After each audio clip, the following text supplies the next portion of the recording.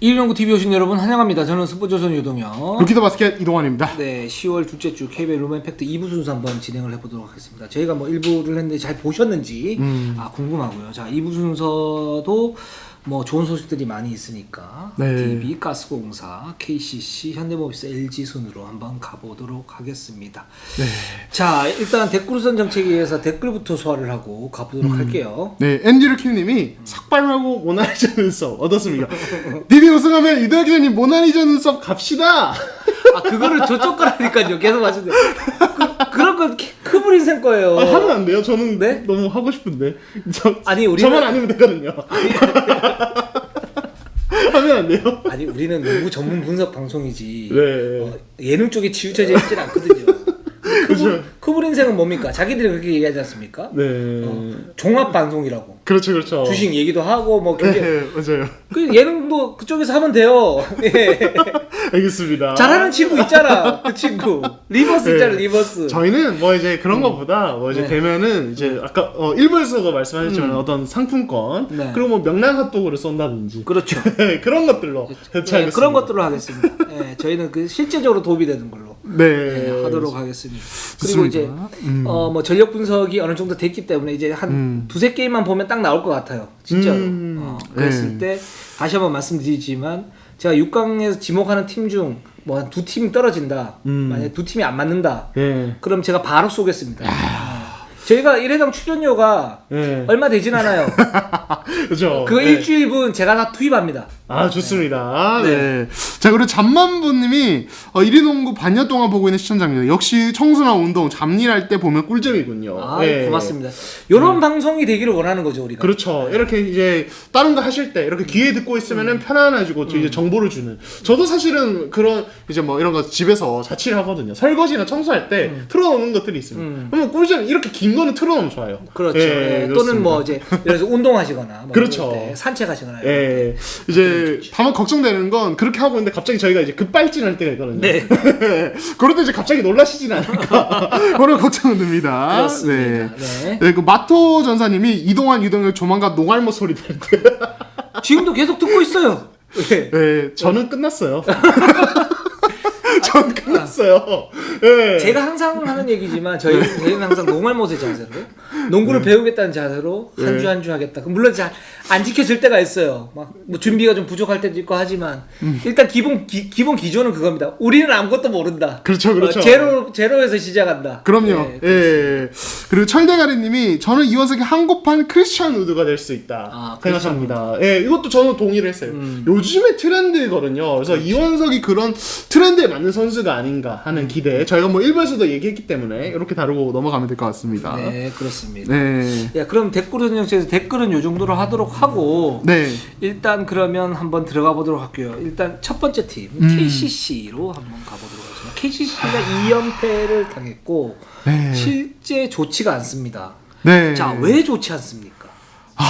이동환 기자는 좀 어떻게 보세요? 예, 정말 뭐 의문투성인 부진인데 초반 부진이 근데 일단은 몸 상태 얘기를 안 할 수가 없는 것 같아요. 이게 뭐 감독님도 계속 얘기를 하셨지만 일단 라거나가 저 봤을 때는 시간이 조금 필요해 보여요. 그러니까 이게 뭐가 다르냐면 그러면 올해 라거나와 작년 라거나 뭐가 다르냐? 일단은 계약 어떤 상태, 그러니까 일단 가장 첫 번째로 계약 마지막 해와 계약 첫 해 이거 심리적인 부분에 분명히 영향을 줄 수밖에 FA 없습니다. 로이드가 쑥 빠졌다. 네, 그렇죠. 네. 이 부분 그리고 뭐 이런 연관이 있는지 모르겠는데 라거나의 시즌 준비 시점 자체가 작년보다 늦은 것 같아요 지금. 예. 작년에는 그러니까 외국 선수들이 뭐 8월 중순, 8월 뭐 한 25일 뭐 이때 다른 선수들이 들어온다 치면 라거나는 거의 뭐 7월, 6월부터 뭐 한국이 이게 이점이죠 뭐. 예, 사실은 기아 선수의 이점인데 미리 머무르면서 계속 준비를 했기 때문에 시작할 때부터 어떤 이 컨디션 자체가 다른 외국 선수들에 비해서 우위에 있었습니다. 근데 지금은 오히려 반대예요. 라그나가 오히려 더 떨어져 있고 이제 전창인 감독님도 이 부분에 대해서 아직 좀 시간이 필요해 보인다라고 말씀하셨으니까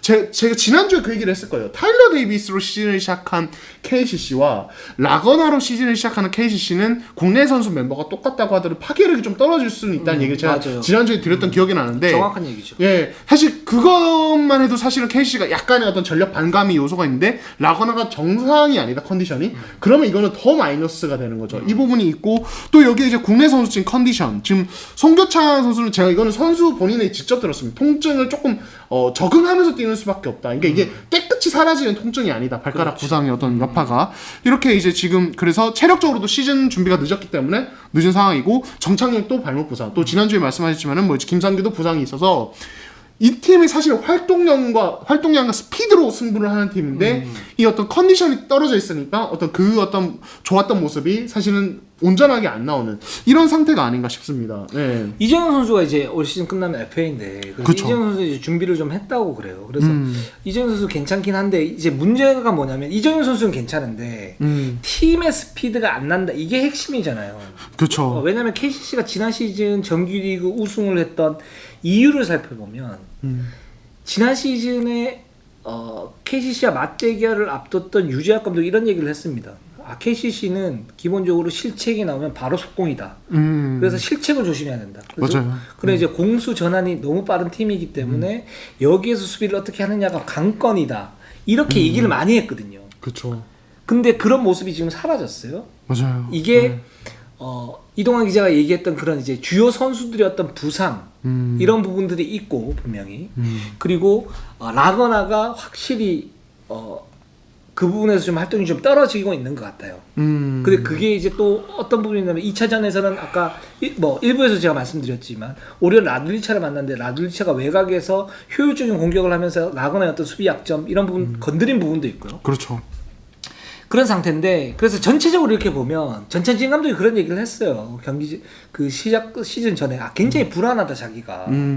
전찬진 감독의 특징 중에 하나는 뭐냐면 시즌 전 준비를 굉장히 많이 하는 감독이고 맞아요. 강조하는 감독이거든요. 맞아요. 그래서 시즌 전 준비가 어떻게 되느냐에 따라서 팀 성적이 달라진다라고 믿는 그런 감독이고 거기에 따른 이제 팀 플랜을 어떻게 가지고 갈 것인가, 즉 이제 좀 더 세게 밀어붙일 것인가, 아니면 선수들하고 어느 정도 이제 타협도 해야 되죠. 그러니까 타협을 하면서 선수들을 맞게끔 이렇게 올려와야 되니까 그렇게 할 것인가라고 봤을 때 정 감독은 올 시즌 초반 스타트는 선수들에게 어느 정도 타협하는 느낌이 있어요. 그게 어떤 부분이냐면 작년에 이정현 선수의 스피드가 조금 떨어지면서 팀 스피드와 싱크로가 살짝 안 맞았다고요. 이정현 선수가 이제 트렌치로 완전히 활발하게 하고 뭐 활동적으로 잡아먹는 선수는 아니니까.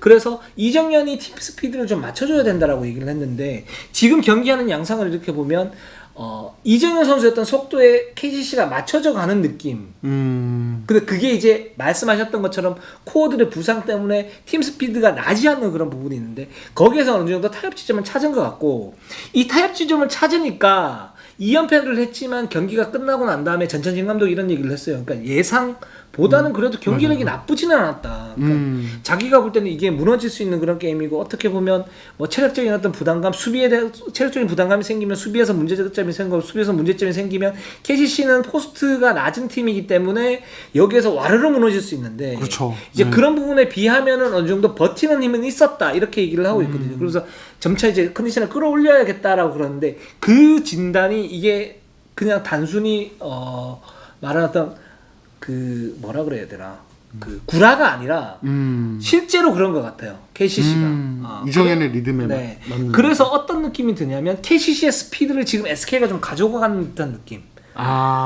그런 느낌이 들어요. 네. 근데 이제 저는 근데 그게 그러니까 이건 전 개인적인 생각인데 옳은 방향인지는 모르겠어요. 솔직히 말해서. 옳은 방향이 아니죠. 예. 그러니까 이게 뭐냐면 지금 KCC가 그러니까 5대5 농구를 이제 했을 때, 그러니까 말씀하신 대로 이게 템포를 약간 늦춰서 이전에 중에 5대5 농구를 했을 때 사실 이 팀이 다른 팀을 압도할 수 있는 전력은 저는 아니라고 생각을 하거든요. 그럼 그렇게 되면 6강 간당간당한 그런 전력이 맞아요. 네, 진짜 딱 그 정도라고 봐요. 그러니까 이게 뭐냐면 이정현이 정말 좋은 선수지만 이제 예전에 그 정도 수준은 아니고 아무리 시즌 준비가 잘 되고 몸 상태가 좋다고 해도 송교창도 사실은 이 선수도 트레이션에서 거의 뭐 알고도 못 막는 수준이지 5대5에서는 아직도 미완성된 부분들이 되게 많습니다. 그리고 라거나 역시도 사실 트랜지션에 특화된 선수고 이렇다 보니까 지난 시즌 KCC가 좋았던 건 뭐냐면 기본적으로 수비 성공 이 역습에 굉장히 1차 속공, 2차 속공을 엄청나게 강조를 했고 여기서 사실 정창영이나 유현준 같은 선수 살아났고 5대5가 됐을 때는 타일러 데이비스나 이정현에게 어느 정도 믿음을 주는 이런 식의 어떤 가져갈 건 가져가고 좀 뺄 건 빼고 진짜 그걸 확실했는데 이게 애매한 속도로 농구를 하면은 사실 KCC가 가지고 있는 그 트랜지션의 강점이 사실 아예 안 살아날 수 있다고 봐요. 그러면은 사실 이거는 KCC가 이렇게 해도 사실 워낙 농구를 잘하는 선수들이 많고 전장희 감독님이 워낙 뛰어난 분이시기 때문에 중위권은 가겠지만은 이 팀이 궁극적으로 방향 진정한 위닝팀 지난 시즌 수준에 이렇게 가기에는 조금 뭔가 벽이 있지 않을까 하는 그런 걱정이 든달까요? 네, 그런 생각도 들어요. 네. 맞습니다. 그래서 저는 KCC는 지금 무조건 첫 번째로는 팀 스피드가 얼마나 끌어올려 가느냐 이 부분이 굉장히 숙제일 것 같고 그렇게 되기 위해서 이제 그 팀 코어들 뭐 라거나 뭐 송교창, 정창영 네. 이런 선수들이 이제 몸 상태가 좀 올라와야 되는 거죠. 맞아요. 이제 그 부분이 중요한데, 근데 그게 좀 시간이 살짝 좀 걸릴 것 같긴 하다라는 그쵸. 생각이 들긴 합니다. 네, 그렇습니다. 그래서 그렇게 하는 게 좀 필요하고, 만약에 그렇게 됐을 경우에 이제 라타비우스 윌리엄스가 2옵션인데, 이제 이 2옵션을 그러니까 다른 카드로 강력한 카드로 오마리 스펠먼이나 뭐 아니면 니콜슨 같은 그런 카드로 쓰면서 뭔가 이제 반등을 할 수 있는 여지는 있겠죠. 그렇죠. 근데 그런 지점에 도달하기 위해서는 지금 KCC가 개막 초반이긴 하지만 살짝 위기는 있다. 그렇죠. 그리고 이 부분이 만약에 해소가 안 되면 올 시즌은 여기서 이제 끝날 가능성도 배제할 수 없다. 그렇죠. 말씀드리고 싶어요. 네, 좋습니다. 자, 현대모비스로 한번 가보도록 하겠습니다. 네, 현대모비스도 2패를 기록을 했습니다. 예, 가스공사에 패했고요. DB에 패했습니다. 역시 이 팀은 이 외국 선수 한 명으로 시즌 초반을 치러야 되는 점이 좀 막 불안한 부분이죠. 예, 이 라션 토마스가 갑자기 그 첫 경기를 앞두고 햄스트링 통증을 앓으면서 아예 결장을 했습니다. 두 경기 연속. 그렇습니다. 이 부분은 살짝 좀 우려스러운데 뭐 어떤 부분이냐면 이제 얘기를 듣기로는 라션 토마스가 사실 이전부터 그 부위가 조금씩 안 좋았는데 이제 뛰다가 이제 악화됐고 그렇기 때문에 이제 햄스트링 부상을 당했고 그리고 개막전하고 그 두 번째 게임을 갖다 못 떴죠. 그리고 이제 조만간 이제 합류를 할 것 같기는 한데. 그렇죠. 근데 이 선수의 그 가장 큰 특징이 뭐냐면 강력한 활동력에 의한 수비력이잖아요. 그렇죠. 이런 수비를 잡아주고 현대모비스 유재학 감독의 플랜은 나머지 신예들의 활약을 극대화하면서 로테이션을 많이 돌리고 그래서 굉장히 좀 끈끈한 팀을 만든다라는 게 플랜인데 근데 그래서 라션 토마스가 사실 수비에서 공격보다는 수비에서 어떤 역할을 해주느냐가 굉장히 중요한데 햄스트링 부상이다 라고 했을 때는 이 활동력이 담보가 안 되는 부분들이 있는 거죠. 그렇죠. 네. 그래서 좀 우려스러워요 이 부분은. 네. 그러니까 이렇다 보니까 개막 초반 두 경기에서는 이제 함지훈, 장재석 이제 얼클락으로 로테이션을 돌려야 되는데 문제는 장재석은 괜찮은데 지금 함지훈도 뭐 지난주에 말씀드렸지만은 지금 이제 다리 염증 때문에 컨디션이 정상이 아닌 상황이었습니다. 그러니까 사실상 정상적인 컨디션은 장재석, 얼클락 정도. 근데 얼클락도 체력이 온전하진 않고 아직은. 이렇다 보니까 인사이드에서 어떤 상대를 지난 시즌 진짜 압도하는 느낌이 있었거든요. 이건 뭐 션능의 영향도 있지만 기본 로테이션이나 높이 자체가 압도하는 느낌이 있었는데 이게 안 되는 거죠. 그러니까 이런 상황에서는 결국에는 서명진, 이우석 뭐 이제 이런 외곽 자원들이 어떤 기댈 수밖에 없는데 이 선수들 아직은 여물지 못한 느낌이 있고 그렇다 보니까 조금 아직 밸런스가 안 맞는 느낌이 있달까요? 그런 생각이 저는 좀 들었어요. 네. 그렇습니다. 그러니까 현대모비스 기본적인 전력 자체가 저는 매력적이라고 생각해요. 어떤 부분이냐면 이우석 선수는 좀 올라온 느낌인데 뭐 지난 경기 이제 부상 때문에 못 뛰긴 했지만 좀 올라온 느낌이고 이 선수의 어떤 활약은 어느 정도 지속이 될 것 같아요. 그러니까 뭐 예를 들어서 뭐 송교창이나 뭐 양홍성이나 이 정도까지는 아니어도 거기 비비거나 조금 그 바로 밑에서 뭐 놀 것 같은 그런 모습들이 보이거든요. 근데 서명진은 저는 아직 좀 불안하고요. 왜냐하면 첫 경기는 좀 좋지가 않았고 근데 첫 경기가 한국가스공사였는데 거기 이제 외곽 수비가 굉장히 타이트하다는 걸 고려를 하면 서명진이 그럴 수 있는데 두 번째 경기에서는 이제 경기 중에 기복이 있었어요. 맞아요. 이제는 그 기복을 저는 이제 좀 줄여야 된다고 보는데 여전히 이제 좀 그런 기복이 있는데 그렇게 되면 이제 벽을 갖다가 못 깨게 되는 거거든요. 그렇죠. 그렇게 보면 이제 서명진은 여전히 좀 불투명하다라는 생각이 들고. 근데 이 팀이 이제 좋은 게 어떤 부분이냐면 뭐 이우석도 있고 뭐 최진수도 지금 좀 안 좋아요. 안 좋은 상태이고 장재석, 신민석 그리고 뭐 김영현 뭐 이런 선수들이 이제 높이가 좋은데 여기에 활동력을 겸비해 있는 선수들이 있단 말이죠. 그래서 그쵸. 어떤 그 수비의 틀만 제대로 맞게 되면 이 팀이 다른 팀한테 이기기도 쉽지는 않지만 다른 팀이 이 팀을 한테 이기기도 쉽지 않은 그런 구조를 만들 수 있고 그렇죠. 한국가스공사전에서 그런 부분이 살짝 나왔단 말이죠. 음. 토마스가 없었음에도 불구하고. 그렇죠. 그렇기 때문에 저는 현대모비스가 라브션 토마스가 딱 왔을 때 그리고 이 선수가 이제 만약에 정상적으로 되면 이 팀은 무서울 수 있다. 그리고 네. 경기를 치르면 치를수록 탄력을 받으면서 올라갈 수 있는데 문제는 이제 그 어떤 주 엔진이라고 하는 라션 토마스가 지금 없는 상태이고 햄스트링 부상이라 그러면 이 엔진이 과연 정상적으로 가동할 수 있겠느냐. 그렇기 그렇죠. 때문에 틀 자체를 완전히 바꿔야 되는 그런 상황이기 그렇죠. 때문이거든요. 이게 저는 가장 큰 좀 문제라고 봅니다. 네, 그러니까 이게 다른 부위가 아니라 햄스트링이라는 게 저도 좀 걸립니다. 이게 사실은 완전히 100% 돌아오려면 진짜 한 4주, 진짜 3, 4주는 네. 걸린단 말이에요. 그래서 그리고 또 이제 그 재발할 우려들이 계속적으로 가지고 게임을 하는 거죠. 그렇죠. 예, 이렇게 되면은 지금 좀 빨리 돌아오더라도 당분간은 그 연습 경기나 컵대에서 보셨던 그 활동량이 안 나올 수도 있겠다. 이런 우려가 들고. 그러니까 사실 현대모비스 팬들이 이런 우려를 하시는 분들이 있어요. 우리 외국 선수 경쟁력 너무 떨어지는 거 아니냐. 그러니까 다른 팀 막 스펠먼 뭐 이제 니콜슨 보면 1대1 되고 이러는데 이게 안 된다. 근데 이번 시즌 현대모비스 초점 자체가 그게 아닌 것 같아요. 이제 뭐 끈끈한 농구 제가 말씀한 딱 그건 것 같아요. 그러니까 사실 현대모비스가 지난 시즌 그 강력한 1옵션으로 시즌을 끌고 갔던 팀인데 여러 가지 어떤 문제점들이 나왔었죠. 이동혁 기자 그 부분에서 정말 예전부터 설명을 잘 해주셨는데 이번 시즌은 애초에 초점이 외국 선수 강력한 옵션을 가지고 뭔가 결과물을 만들자가 아니라 외국 선수는 어떤 끈끈함을 더해주는 조직력 좋은 어떤 팀 어떤 미션을 잘 이행해주는 선수로 가져가고 여기에 국내 선수들에게 최대한 많은 롤을 부여하면서 경험치를 그냥 과식시켜버리자. 그냥 그렇죠. 벌컥벌컥 우유를 막 계속 붓는 거예요. 우유 먹어 칼슘 많아 이러면서 이동환을 닮아라. 네, 그렇죠. 우리가 우량아로 키워줄게 이러면서 계속 먹이는 게 사실은 현대모비스 목표고 유작 감독님도 성적이 아닌 성장이다. 라임을 쓰시더라고요. 성적이 아닌 성장이다. 이번 시즌은. 라임 쩔어. 그래서 이제 울산의 어떤 래퍼 직접 그렇게 말씀을 하시더라고요. 그러니까 애초에 포인트가 사실 현대모비스 팬분들은 조금 걱정이 될 수 있겠지만은 포인트가 그쪽이 조금 아닌 시즌이다. 그리고 그런 부분 봤을 때 분명히 포텐셜이 있습니다. 말씀하신 뭐 활동량의 사이즈가 있기 때문에. 그리고 이거는 저 개인적인 생각인데 신민서 느낌이 좋아요. 어떠세요? 심상치 않아요. 왜? 스펠만은 쎄했고 네. 지금 느낌이 좋아? 잘생겼잖아요. 잘생겼죠. 신민석 선수가 고대 다닐 때 네. 고대 농구부의 조인성이다. 뭐 이런 얘기를 들었기 때문에 잘생겼어요. 제가 알기로 지난 시즌까지 현대모비스 이 프런트가 상당히 걱정이 있으셨습니다. 네. 근데 다른 팀들은 잘생긴 선수로 뭔가 이런 몰이를 하는데 우리 팀은 그런 선수가 없는 것 같은데 어떡하죠? 왜요? 서명진이 유성 난 좋은데? 네, 아무튼 내부 평가를 그렇습니다. 왜? 제가 제 평가가 아니에요. 구단의 평가지. 제가 그 선수들, 제가 뭐라고 그분들의 얼굴을 평가합니까? 난 좋은데? 예. 저는 이렇게 또 꼬리 자르기를. 그럼요. 난 좋고 좋은데 좋던데요, 뭘? 제가 아니라 구단의 평가입니다. 이랬는데 이제 신민우 선수가 오면서 이제 울산에도 꽃이 피었다.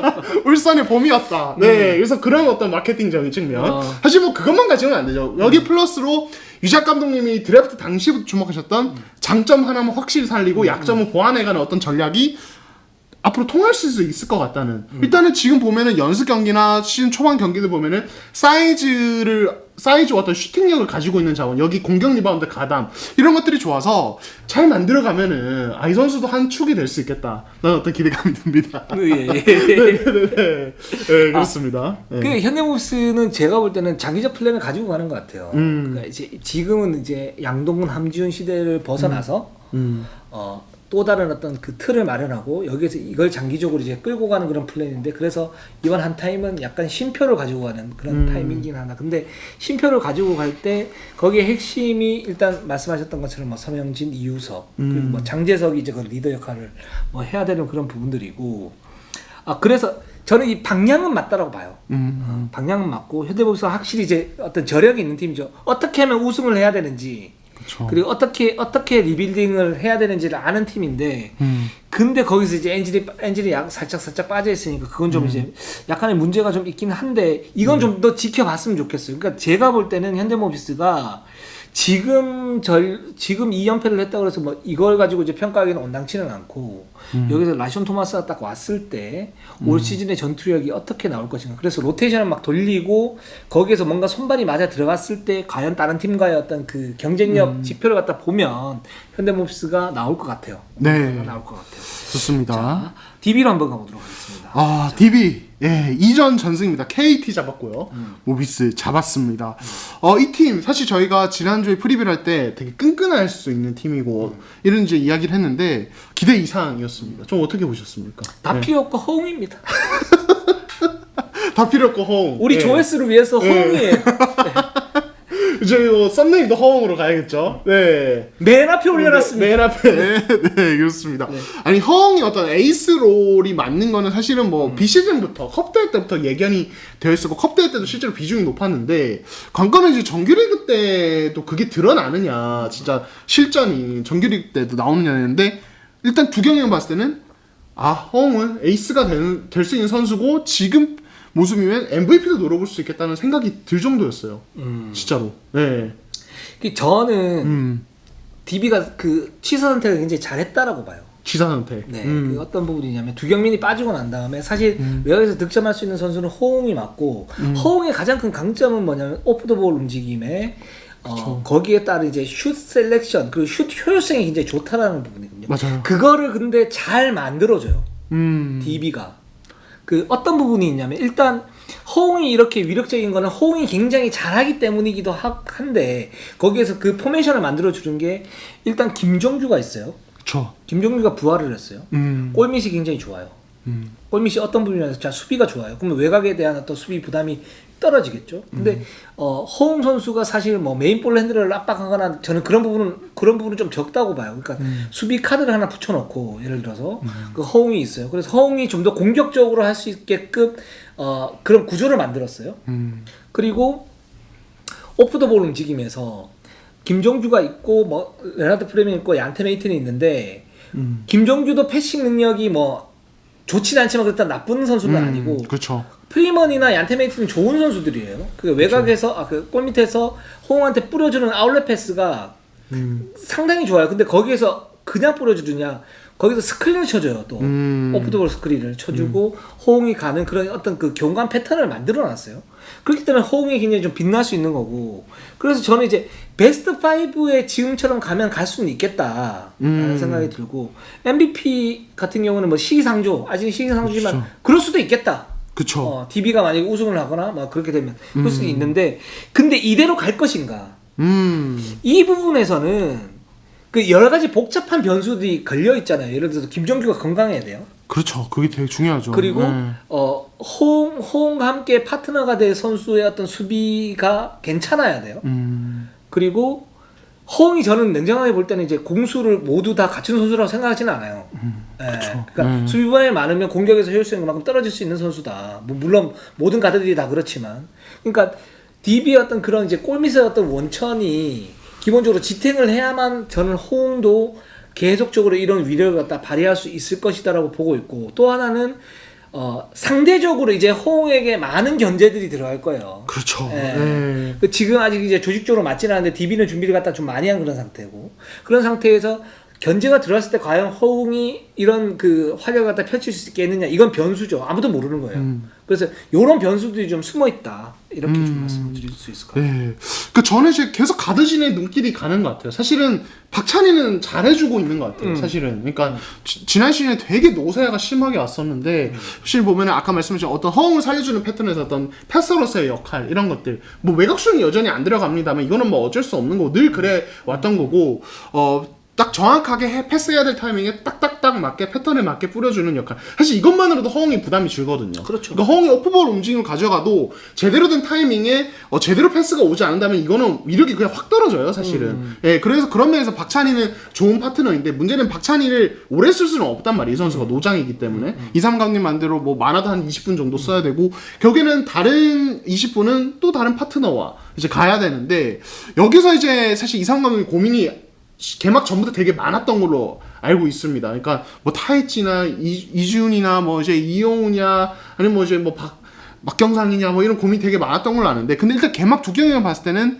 이 정호영도 나쁘지 않아 보였어요. 예. 정호영을 선택한 이유죠. DB가 그러니까 그 이상훈 감독의 고민 중에 하나는 뭐냐면 박찬희와 허웅을 제외하면 메인볼 핸들러가 없는데 허웅은 또 주 득점원 역할을 해야 된단 말이죠. 그렇죠. 근데 이제 메인볼 핸들러를 맡겨놓으면 이게 허웅한테 집중이 되면서 뭔가 이제 부작용이 생길 수 있는 가능성이 높고 허웅 자신한테도 그렇게 효율성이 좋을 것 같지는 않다. 그래서 그렇죠. 박찬희를 붙이는 건데 근데 여기서 박찬희를 그러면 제외하면 경기를 갖다가 세팅하고 할 선수들이 없다라는 거죠. 그 부분에서 그러면 누가 있을까 그 순번에 했을 때 이제 정호영을 뽑게 된 그런 이유이기도 그렇죠. 하고 근데 예상보다는 나름 잘 적응을 하고 있다 이렇게 보이고 있고 그래서 DB 같은 경우에도 저희가 이제 뭐 예상 순위를 저는 이제 뭐 8위로 났나 7위로 났나 이렇게 났는데 DB는 저는 조금 더 지켜볼게요. 그러니까 지금 그러면서 저희가 이제 뭐 방어막으로 쳤던 게 뭐냐면 DB 현대모비스 요 팀이 굉장히 좀 애매하다라고 말씀을 갖다 드렸잖아요. 네, 이제 그렇죠. 그 부분이 있기 때문에 조금 더 지켜볼게요. 지켜보면 이제 나옵니다. 그러면 제가 아마 1라운드 정도 끝난 다음에 우리가 그 예상 순위 리콜을 해야 되지 않습니까? 그렇죠. 그때 말씀을 갖다 드릴게요. 네, 좋습니다. 네, 자 LG로 한번 가보도록 하겠습니다. LG는 지금 초상집입니다. 네, 2패를 당했습니다. 삼성이 개막전에 패했고요. KT에 졌는데요. 일단은 김준일 선수가 아킬레스건 파열로 씬아웃되면서 악재까지 있었고 이 경기 내용적인 측면에서 사실은 10개 구단 중에 일단 개막 두 경기를 보면 좀 가장 좀 불안했던 그런 팀이었던 것 같습니다. 그래서 저희가 시즌 전부터 얘기했던 이 아셈 머레이라는 옵션의 어떤 활용 가능성 그리고 한계 이런 부분들 저는 사실은 컵대회나 그 전에 생각했던 것보다는 괜찮아요. 이 선수가. 그 전에 생각했던 것들. 그때는 저는 피니시조차도 안 되는 선수라고 봤는데 정규리그 들어가니까 아직 상대 외국 선수들이 이 선수의 특징을 몰라서인지 모르겠는데 파울을 굉장히 많이 합니다. 이 선수 맞다가. 예. 그러니까 왜냐면 워낙 저돌적이고 포스트업 할 때 순간순간 무게중심 이동이 좋아서 파울을 안 하고 못 빼겨요. 예. 그래서 파울 유도가 엄청 많고 그걸로 자기 경기를 흐름으로 가져온 능력이 있는데 문제는 LG는 머레이 혼자 1대1 농구 해야 되는 팀은 아니거든요. 예, 이관이 이제도 무조건 살려줘야 되고 13억 듀오잖아요. 예, 살려줘야 되고 시너지가 나야 이 팀이 이제 결국엔 더 높은 곳을 가는데 이게 안 나와요. 예, 그러니까 그런 느낌이에요. 그러니까 일부에서 SK 얘기하시면서 예전에 모래알 조직 얘기했는데 전 솔직히 LG 어제 경기 현장 취재도 했었고 그 전 경기도 봤는데 LG 보면서 그때 SK 느낌이었어요. 멤버는 뭔가 개개인별로 보면 나쁘지 않아요. 되게 괜찮은 선수들인데 뭔가 시너지나 그 이상의 뭔가가 안 나와요. 위닝팀의 뭔가가 만들어져 있지 않은 느낌이 저는 솔직히 들었어요. 보면서. 네. 틀 자체가 제가 볼 때는 좋지 않습니다. 틀이 안 좋다. 네, 네. 틀 자체가 좋지 않아. 리그컵에서도 말씀을 갖다 드렸는데, 그러니까 아셈 머레이 같은 경우에 이제 그때 이제 조성원 감독이 뭐라고 얘기를 했어요. 이 선수가 몸 상태가 올라오면 기본적으로 한 20점 정도는 잡을 수 있는 선수다. 이제 그거는 어느 정도 입증이 됐죠. 그렇죠. 좋은데. 자, 근데 여기서 보면 우리가 외국인 선수를 할 때 이제 기회 비용이 있어요. 아셈 머레이는 골 밑에서 20점을 할 수 있는 선수이긴 하지만 그 나머지의 시너지가 많지가 않아요. 이동환 기자 말한 것처럼. 근데 LG는 6강을 하고 그 위로 올라가기 위해서는 이제도 이관을 갖다 살려야 될 뿐만 아니라 여기 골 밑에서 어떤 수비도 할 수 있는 그런 이제 다재다능한 외국인 선수가 필요해요. 근데 그렇기 때문에 3툴, 4툴이 돼야 된단 말이죠. 그렇죠. 근데 지금 아셈 머레이 같은 경우는 지금 제가 볼 때는 약 1툴, 1.5툴 정도예요. 그러니까 골 밑에서 어떤 공격은 잘해. 그러니까 그쪽으로 1대1이 몰려. 근데 반면에 이제도와 이관이는 죽어. 맞아요. 그 물론 이제 2대 공격을 하긴 해요. 2대 공격 하긴 하는데 그게 그렇게 위력적이진 않아요. 왜냐면 뭐 스크린 잘 쓰는다 하더라도 일단 머레이가 빠질 때 속도를 내서 싹 빠져야 거기에서 뭔가 공간이 나오고 시너지가 나오는데 그러면서 이제 뭐 이관이나 이제도가 뭔가 활동할 수 있는 그런 2대2에서 그 폭이 나오는데 그게 약해요. 기본적으로 아셈 머레이는. 맞아요. 그렇기 때문에 2대2보다는 1대1을 좀 더 많이 할 수밖에 없는 그런 구조를 가진 그런 선수다라는 거 하나 하고 그 또 하나는 뭐냐면 수비에서 지금 김준일 선수가 지금 아킬레스 부상으로 빠져 있는 부분도 있지만 그 김준일 선수도 사실은 골 밑에서의 어떤 그 수비가 견고한 선수는 아니거든요. 그러니까 그렇죠. 아셈 머레이가 기본적으로 골 밑 수비에서 어떤 그 중심이 돼줘야 되는. 그러면서 거기에서 아셈 머레이 때문에 여긴 돌파가 힘들겠네. 이런 이제 느낌을 주는 그런 이제 능력을 가지고 있어야 되는데 이게 너무 약해요. 그쵸. 어제 같은 경우에도 KT가 그 아셈 머레이 선수 위에서 리바운드를 잡아가지고 슛을 넣는 장면들이 여러 차례 나왔는데, 맞아요.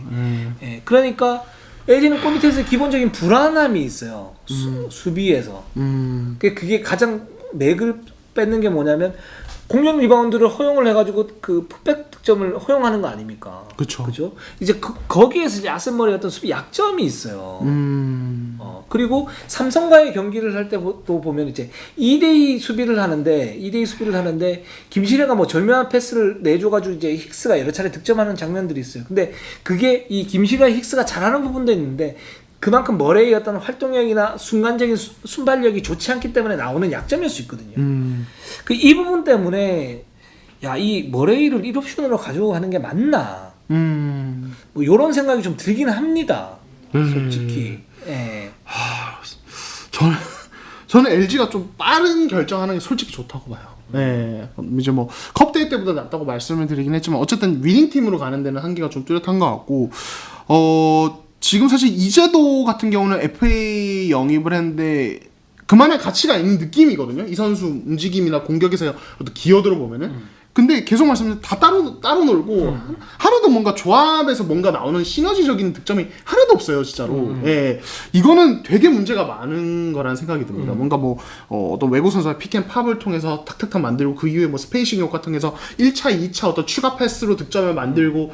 아니면은 뭐 이제 머레이 아울렛 패스 통해서 이관희 이재도가 돌격대장으로 오픈 코트를 공략을 해버린다든지 이런 어떤 같이 뭔가 가는 동반 상승 효과 나오는 장면이 저는 거의 못 봤던 것 같아요. 그래서 이게 LG가 만약에 이대로 그냥 뭔가 여기서 뭔가를 다듬어야지 이 정도 그 정도의 어떤 수정만 생각을 한다면은 제가 봤을 때 1라운드를 굉장히 불안하게 시작을 하면서 시즌 전체 플랜을 끌고 가는데 되게 어려움을 많이 겪을 것 같아요. 예. 그렇습니다. 근데 LG가 사실 지금 이제 많은 선수들이 바뀌었잖아요. 그렇기 때문에 그런 조직력도 좀 보긴 봐야 돼요. 그렇죠. 뭐 2경기밖에 안 했기 때문에 저희가 이제 섣부른 어떤 전망일 수도 있는데 2경기만 놓고 봤을 때는 좀 불안하다. 기본적으로 좀 불안하고 이제도 이관희를 확실히 효율적으로 쓸 수 있는 어떤 그런 그 카드 그런 시스템은 아니었다.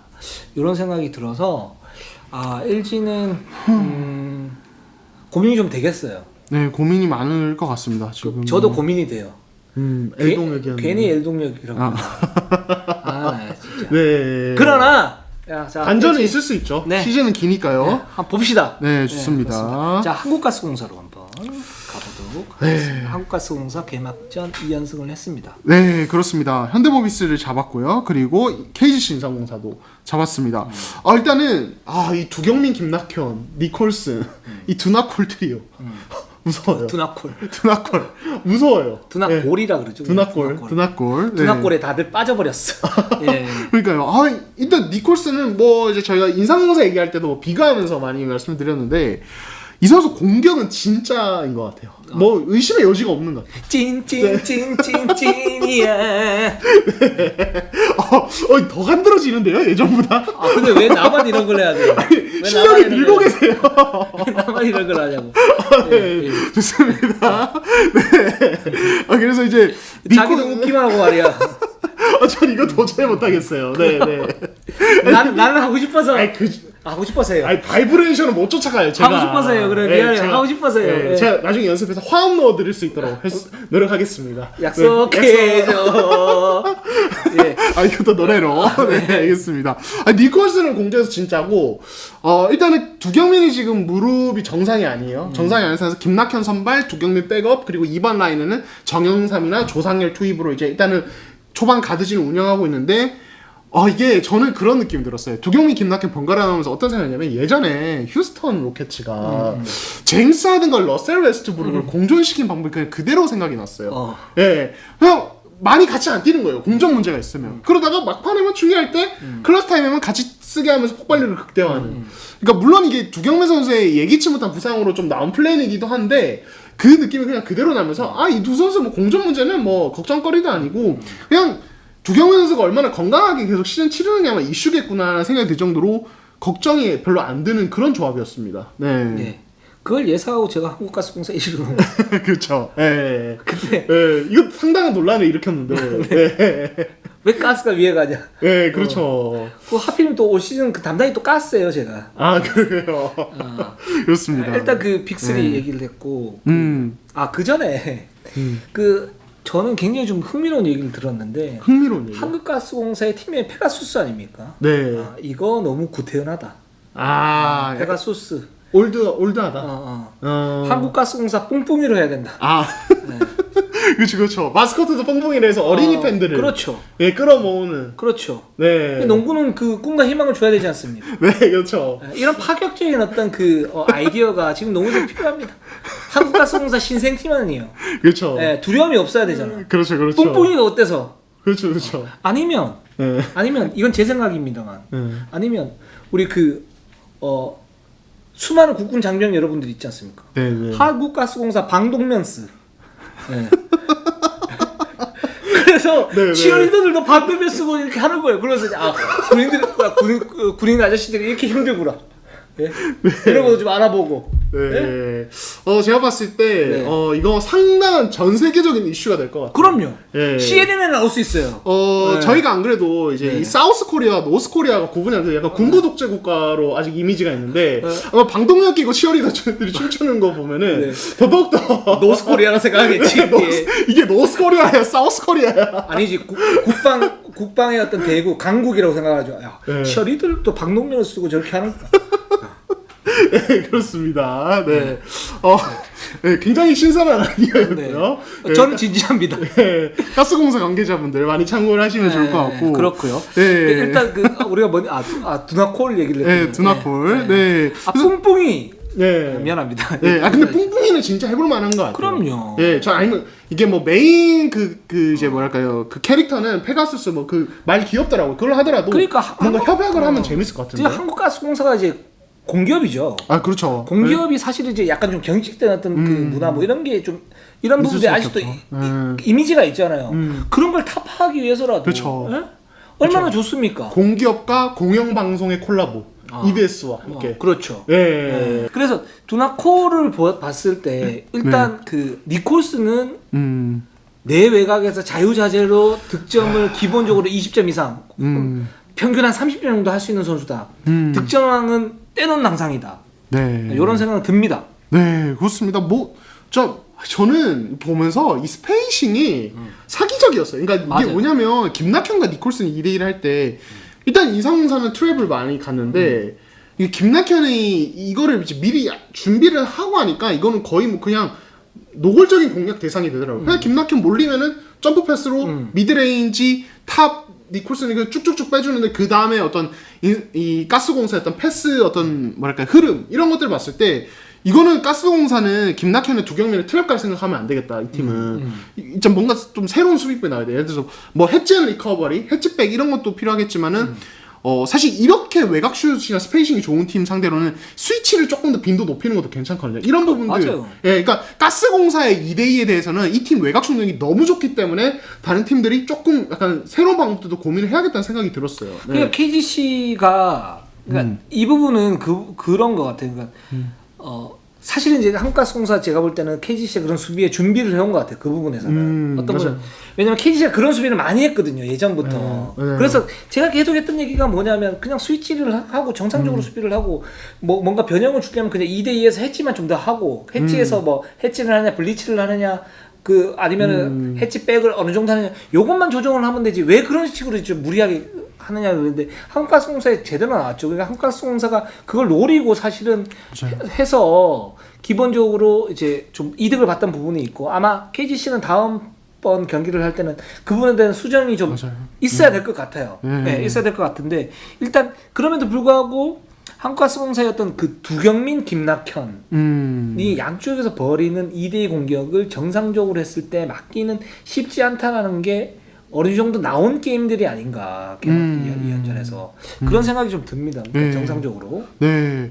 그러니까 이게 사실은 지금 김낙현 체력 이슈도 저희가 뭐 지난 시즌부터 계속 얘기를 했죠. 이 선수가 초반에 하다가 이제 3, 4라운드 되면 왜냐면 가스공사 자체가 팀 트리 자체가 굉장히 많은 활동량을 요구하기 때문에 김낙현도 수비도 괜찮게 하는 편이고 좋은 편이죠 사실은. 이렇게 되다 보면 결국에 김낙현이 방전되고 그럼 이게 팀 전체의 악영향으로 가면서 약간 갑자기 흔들리는 팀이 사실 이게 지난 시즌에도 나왔던 장면이란 말이에요. 네. 근데 이번에는 두경민이 옴으로써 그런 부분들이 아예 없는 것 같아요. 그러니까 경기 내에서도 두경민 덕분에 김낙현이 어떤 클래스 타임의 어떤 경기를 끌어올릴 수 있는 체력 세이브가 되고 시즌 전체적으로 운영도 되게 편해질 것 같아요. 그래서 이 콤비는 진짜 의심의 여지가 없다. 다시 한번 말씀을 드리고 이제 그 유동훈 감독님이 가장 걱정하셨던 이 포워드 라인의 수비력 이건 좀 어떻게 보셨어요? 저는 신승민이 나쁘진 않았던 것 같아요. 예. 그 한국가스공사가 신승민을 그 영입한 이유죠. 그러니까 신승민 선수가 제가 볼 땐 뭐 냉정하게 얘기하면 실링이 굉장히 높은 그런 타입은 아닌 것 같아요. 맞아요. 그러니까 굉장히 알토란 같은 선수. 그렇죠.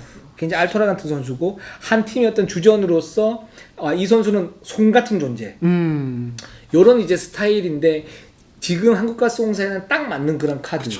이다라는 생각이 들고 그 정혁훈 선수의 공백에 대해서 굉장히 많이 이제 고민을 하셨을 거예요. 유동 감독도 그렇고 뭐 이제 한국가스공사 팬들도 그렇고 하셨을 텐데 저는 솔직히 그렇게 걱정은 안 돼요. 이 부분이 지난번부터 계속 강조하셨던 네, 부분이죠. 그러니까 물론 정혁훈 선수가 굉장히 중요한 선수고 이 선수가 들어갔을 때 한국가스공사의 객관적 전력이 높아지는 건 맞는데 근데 이 선수가 빠졌을 때 거기에 대체되는 선수가 뭐 예를 들어 차바위, 신승민 아닙니까? 높이는 약간 낮아지고 리바운드가 약간 낮아지면서 니콜슨의 어떤 수비 약점이 살짝 갈 수는 있어. 근데 기본적으로 한국가스공사는 활동력을 중심으로 해가지고 지금 상태에서는 스피드로 상대를 압박하고 깨부셔야 되는 그런 농구를 해야 된단 말이죠. 그런 점에서 보면 사실 신승민 선수가 들어갔을 때 뭐 정혁훈 선수에 비해서 스피드가 낮은 그런 부분들은 아니니까 오히려 좀 더 파닥파닥하면서 뭔가 이제 그렇죠. 그 수비에서 이렇게 굉장히 거친 모습 이런 모습도 보이면서 그런 보이지 않는 공헌도는 정혁훈의 어떤 공백을 메워줄 수 있는 수준이 되고 차라이가 나섰을 때는 스몰 라인업으로 그냥 거기에서 가위바위보 게임을 해버리는데 가위바위보 게임을 했을 때는 한국가스공사가 둔학이 있으니까 무조건 이길 수 있다. 네. 그래서 생각보다 저는 그렇게 부작용이 심하지 않다라고 생각을 했었는데 개막 2연전에서 그게 나왔고요. 그대로 앞으로 어떻게 될지 모르겠지만 그리고 계속 이제 유동 감독 그런 얘기를 합니다. 그러니까 니콜슨의 수비가 그 좋지는 않기 때문에 정혁훈의 어떤 그 공백이 있다 이렇게 얘기하는데 거기에는 전 두 가지 의도가 좀 있는 것 같아요. 첫 번째는 구라빨이 있어요. 이 감독님도 구라빨이 있고 네. 그다음에 두 번째는 뭐냐면 그러니까 그런 어떤 약점들이 있기는 한데 이거를 갖다가 계속 상기를 시키면서 선수들에게 사기를 올려주려고 하는 그 의도적인 그런 이제 견제하려고 하는 그런 효과들이 있는 것 같아요.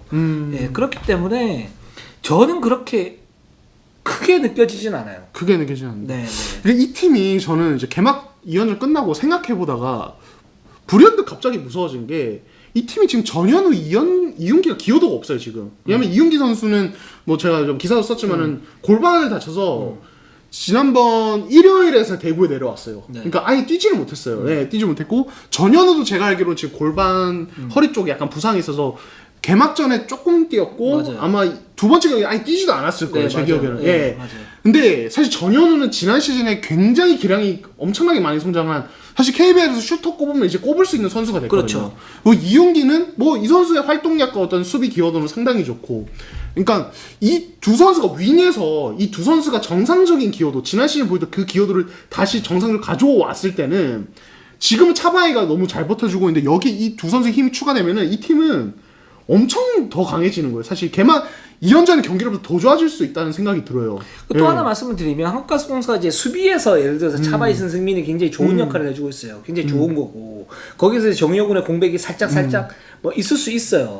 근데 공격에서는 제가 볼 때는 두경민, 김낙현이 2대2 공격을 했을 때 그러니까 거기에 맞는 롤플레이 어떤 선수를 갖다 놔도 그 선수가 그 역할을 어느 정도는 할 수 있다라고 봐요. 그러니까 예를 들어서 전현우가 없는데 그 KGC전에서는 신승민 수비에서 많은 역할을 했었고 그다음에 조상열이 오픈 3점을 터뜨리면서 뭔가 하려고 줬잖아요. 그렇죠. 그런 식으로 할 수 있기 때문에 한국가스공사는 잘할 것 같아요. 올 시즌에. 확실히 우승 후보라는 생각이 들었어요. 저도 보면서 강하다. 네, 그 생각이 들었습니다. 자, 오늘 방송은 여기까지 하겠습니다. 우리는 항상 최선을 다하겠습니다. 자, 네이버 유튜브 구독 좋아요 알람. 감사합니다.